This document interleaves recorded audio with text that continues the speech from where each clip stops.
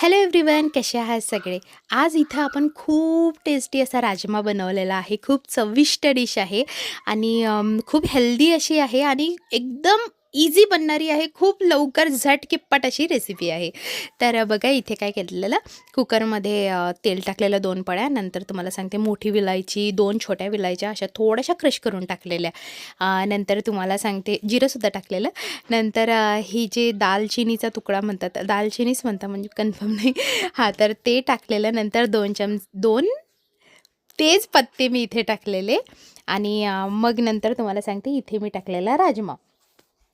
तर राजमा रात्री भिजत घातलेला होता. राजमा लवकर शिजत नाही, त्याला रात्रभर आपल्याला आधी 8 तास तरी भिजत घालावा लागतो. तर रात्री भिजवून ठेवून द्यायचा बस. आणि दुसऱ्या दिवशी पण तो लवकर शिजत नाही, तर त्याला आपल्याला 4 ते 5 शिट्ट्या, कमीत कमी 10 मिनिट तुम्ही कमी आचेवर तुम्हाला शिजू घातला तरी तो आरामात शिजला जातो. तर आता इथे बघा याच्यामध्ये 1 चमचा मीठ टाकलेलं, नंतर चिमूटभर नाही, थोडी जास्त. तर अशी हळद टाकलेली. आता परत आपण एकदा याला फिरवून घेऊया. एकतर तुम्ही 5-6 शिट्ट्या काढा, एकतर तुम्ही याला 10 मिनिट छान कुकरला हळू आचेवर एकदम ठेवून द्या. असं काम आहे बघायचं. तर बिलकुल म्हणजे अशी झंझटवाली रेसिपी नाही, खूप छान आहे, खूप चविष्ट रेसिपी आहे. तर ही प्लीज नक्की करा बरं. हो, तर आता इथे बघा छान अशा फ्लेवरसाठी काय करतात, बरेच जण प्युरी टाकतात. तर आता इथे आपण काय करू, राजम्यामध्ये शिजवतानाच आपण टोमॅटो टाकू. हा जो एक टँगी फ्लेवर आहे ना, तर हा म्हणजे खूप छान उतरतो याच्यामध्ये. तर तुम्ही ही आहे ना, ही पद्धत नक्की करून बघाल. तर बघा अशा प्रकारे आपल्याला याच्यामध्ये पाणी टाकायचं आहे. तर इथे मी 3 ग्लास पाणी टाकलेलं आहे. तुम्हाला वाटेल खूप जास्त पाणी, तर बिलकुल नाही. आपण 10 मिनिट राजमा शिजवणार आहे. तर अशा प्रकारे आपल्याला ते छान असं कुकरला आता लावून घ्यायचं आहे. आता इथे आपल्याला काय करायचं, हे कुकरला मी लावून देते एकीकडे आणि नंतर आपण काय करू, हे कुकरला लावतो तोपर्यंत आपण याचा छान असा टेस्टी असा मसाला तयार करून घेऊया. तर मसाल्यासाठी मी कुकरच्या भांड्यामध्ये घेतलं 10 ते 12 लसूणच्या पाकड्या, नंतर थोडीशी कोथिंबीर आणि थोडंसं अद्रक. हे मसाले तुम्ही कमी जास्त करू शकता तुमच्या चवीनुसार. नंतर याच्यामध्ये मी 1 कांदा घेतलेला आहे. तर हे जे प्युरी आहे, बरेच जण हे दरदरी करतात, कोणी फाईन प्युरी बनवते. हे आपल्यावर आहे नाही का. तर बघा आता इथे आणखी मी 2-3 मिरच्या घेतलेल्या. तुम्ही कमी जास्त मिरच्या करू शकता किंवा स्किपसुद्धा करू शकता. तर बघा त्याची मी छान प्युरी करून घेतलेली.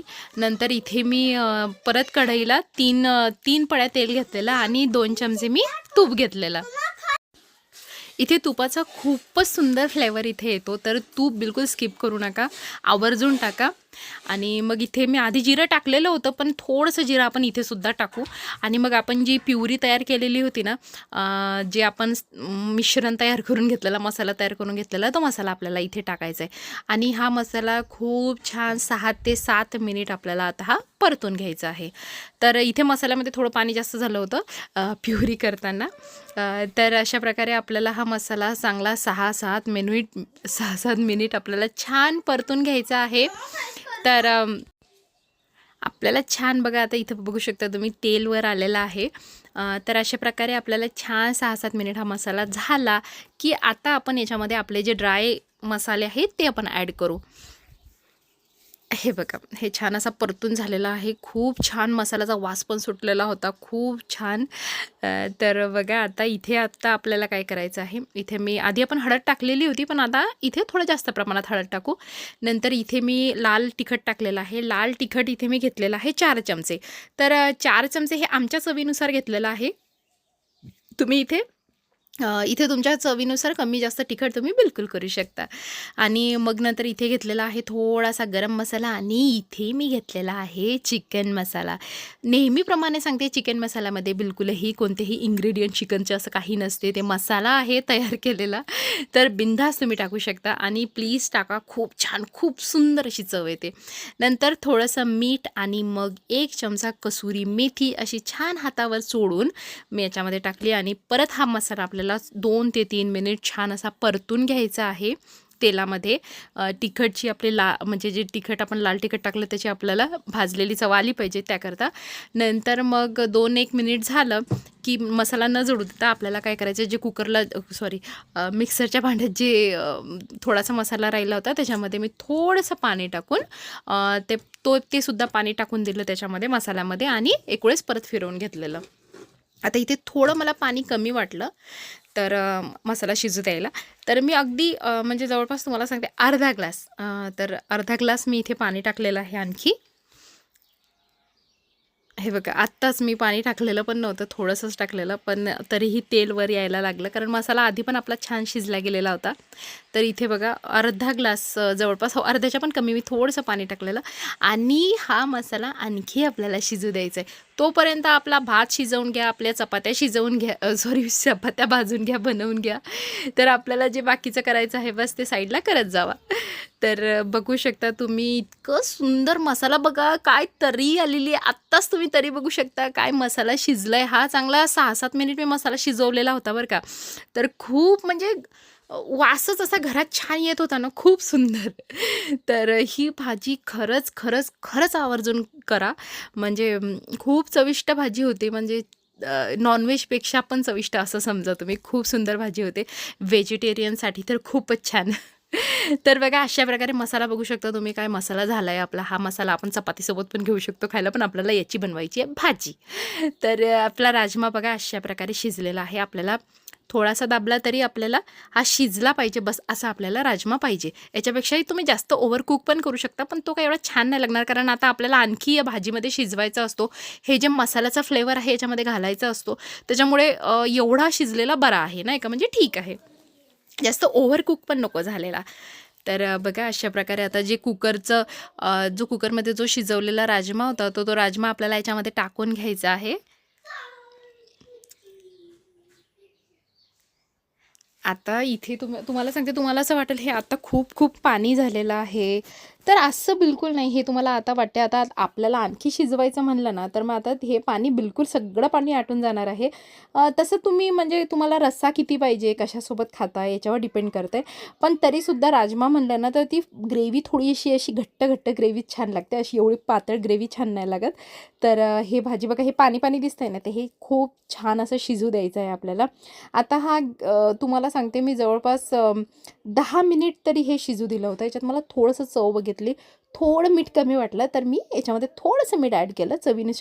चवीनुसार तुम्ही कमी जास्त करू शकता. आत्ता इथे आपल्याला काय करायचं आहे, हे पाणी पाणी तुम्हाला जे दिसतंय ना, तर त्याच्यासाठी काय करायचं, थोडासा जो राजमा आहे ना 2-3 वेळेस आहे ना असा थोडासा मॅश करायचा. सगळा राजमा बिलकुल मॅश होत नाही. 1-2 चमच्या वेळेस असे 1-2 चमचे असे थोडेसे दाबले, की जेवढं आपल्याला आपल्या ग्रेव्हीला पाहिजे ना, तेवढी तुम्ही पुढे बघू शकता ती ग्रेव्ही किती सुंदर होती. तर अशा प्रकारे आपल्याला थोडासा मॅश करायचं आहे. तर हीच ग्रेव्ही तुम्ही बघू शकता काय तर्री आली आहे, काय भाजी दिसते आत्ताच. तर बघू शकता. आता याच्यावर छान कोथिंबीर टाका. तशी तर ही भाजी आत्तासुद्धा रेडी आहे. पण मला एवढी ग्रेव्ही नको होती, एवढं पातळ नको होतं. म्हणून मी त्याला छान असं शिजून दिलं. छान एकीकडे भात शिजवायला टाकला, चपात्या केल्या आणि आणि मग काय बस आपला राजमा रेडी. आत्ता आपला राजमा झाला आहे खरा रेडी. बघू शकता तुम्ही, आपली तरी बघू शकता. हे मी आता तुमच्यासमोरच मी हे करते, हलवून घेते आहे. म्हणजे 10 मिनिटानंतरची भाजी आहे ही बघा. खूप छान शिजलेली होती, खूप सुंदर. आता याच्यामध्ये मला काय वाटते, की याच्यामध्ये छान अशा हिरव्यागार मिरच्या टाकाव्या. मिरच्यांचा फ्लेवर पण खूप छान येतो. तर बघू शकता आत्ता ग्रेव्ही बघू शकता तुम्ही किती छान ग्रेव्ही झालेली आहे. जी आधी पतली ग्रेव्ही होती आणि ही आताची ग्रेव्ही बघा. तर मी अशा छान उभ्या मिरच्या कापून घेतलेल्या, त्याला छोटा-छोटा कट दिलेला, थोडीशी कोथिंबीर आधी तर टाकलेलीच होती, आणखी टाकली थोडीशी काहीतरी नावाला आणि मग नंतर बस आपली भाजी तर रेडीच आहे. तर ही भाजी एवढी सुंदर झाली होती, म्हणजे तुम्हाला सांगते जवळपास मी 2 दिवस भाजी ठेवली फ्रीजमध्ये ठेवून खाल्लेली. तर चला आता सर्व्ह करूया. तर शक्यतोवर म्हणजे 90% तर राजमा हा भातासोबतच खाल्ला जातो. बऱ्याच जणांना भात नाही आवडत, तुम्ही बिलकुल चपातीसोबत खाऊ शकता. तर जी पद्धत आहे त्या पद्धतीनेच खाऊया आपण. तर तर इथे छान असा भात घेतला शिजवून छान आणि त्याच्यासोबत घेतला कांद्याच्या काय म्हणतात या चकत्या आणि मग काय आपला घेतला राजमा आणि एवढा एवढा सुंदर असा वास आणि ती चविष्ट भाजी, म्हणजे फक्त वासच नाही, ती भाजी पण खरंच खूप चविष्ट भाजी झालेली होती. तर फक्त म्हणत नाही आहे, खरंच ही करून बघा आणि आवडली असेल तर प्लीज सबस्क्राईब करा, लाईक करा आणि शेअर करा. आणि आणि व्हिडिओची रेसिपी खरंच नक्की करून बघा आणि मला नक्की सांगाल की कशी झाली, काय झाली. आणि हो, नक्की करून बघा. तुम्हाला मी दाखवते एक वेळेस. मला 100% वाटते की हे बघून कुणाच्याही तोंडाला पाणी सुटेल. तर बघू शकता तुम्ही कसली भाजी झालेली आहे. जा आजीला माग. आणि